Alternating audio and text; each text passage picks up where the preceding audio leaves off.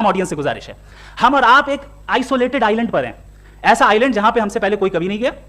चलते चलते आपके सामने अचानक आपने देखा एक पिंक कलर की बॉल पड़ी हुई है। सबसे पहला सवाल आपके जहन में क्या आएगा कि ये बॉल यहां क्यों आई, कैसे आई, ये पिंक कलर की ही क्यों है, कोई और कलर भी हो सकता था, ये इसी शेप में क्यों है, कोई और शेप भी हो सकता था। नेचुरली आप इस तरफ पहुंचेंगे कि कोई ना कोई है जिसने इन स्पेसिफिक प्रॉपर्टीज के साथ इस बॉल को बनाया है और यहां पे रखा है। चूंकि आप जानते हैं कि ये जो बॉल है इसका एग्जिस्ट करना जरूरी नहीं है, ये एग्जिस्ट कर भी सकती थी, नहीं भी कर सकती थी, और एग्जिस्ट करना ही था तो किसी और फॉर्म में करती, किसी और कलर में करती। अब आप इस बॉल को एक्सपैंड करते चले जाएं, एक्सपैंड करते चले जाएं, एक्सपैंड करते चले जाएं, यहां तक कि ये बॉल यूनिवर्स के साइज की हो जाए। बताइए कि क्या साइज के बढ़ जाने से सवाल बदल जाएगा? हरगिज नहीं बदलेगा। अभी भी सवाल रहेगा ये यूनिवर्स कहां से आया, इन स्पेसिफिक प्रॉपर्टीज के साथ कहां से आया, क्यों आया, किसने बनाया, ये सवाल उस वक्त भी वैलिड रहेगा। लेकिन ये सवाल अगर हम जनाब जावेद अख्तर साहब से करें तो चूंकि इनका वर्ल्ड व्यू एथिस्टिक है, और सिर्फ इनका नहीं, मतलब जितने भी एथिस्ट हैं और एथिस्टिक वर्ल्ड व्यू को रखने वाले से अगर आप ये सवाल करें कि ये यूनिवर्स कहां से आया, तो इनका जवाब या तो आर्ग्यूमेंट फ्रॉम इग्नोरेंस होगा या डॉगमेटिक होगा। या तो ये कहेंगे कि मुझे नहीं पता कि ये कहां से आया, लिहाजा गॉड डज नॉट एग्जिस्ट, ये आर्ग्यूमेंट फ्रॉम इग्नोरेंस है। या ये कहेंगे कि ये यूनिवर्स खुद ब खुद बन गया, इसका मतलब ये है कि उस बॉल को भी खुद ब खुद बन जाना चाहिए। लेकिन बॉल के ताल्लुक से ये एक्सप्लेनेशन एक्सेप्ट नहीं की जाएगी कि ये खुद ब खुद बन गई, लेकिन यूनिवर्स के ताल्लुक से कर दिया जाएगा। इसे हम दूसरे अल्फाज में डॉगमा भी कह सकते हैं।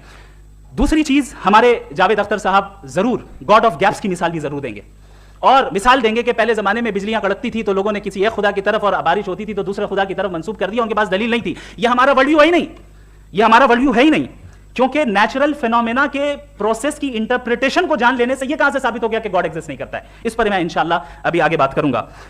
आप हजरात ये भी देखेंगे, और मैं ये एक्सपेक्ट करता हूं कि हमारे रिस्पेक्टेड जनाब जावेद अख्तर साहब जरूर इमोशनल आर्ग्यूमेंट्स भी देंगे, जो कि एक लॉजिकल फैलेसी है जब बात आती है ट्रुथ को डिसाइड करने में। क्यों? मिसाल के तौर पर वो कहेंगे कि अगर गॉड है तो इविल क्यों एग्जिस्ट करता है, जबकि मैं कहता हूं इविल का एग्जिस्ट करना गॉड के एग्जिस्ट करने की दलील है, उसके खिलाफ नहीं है।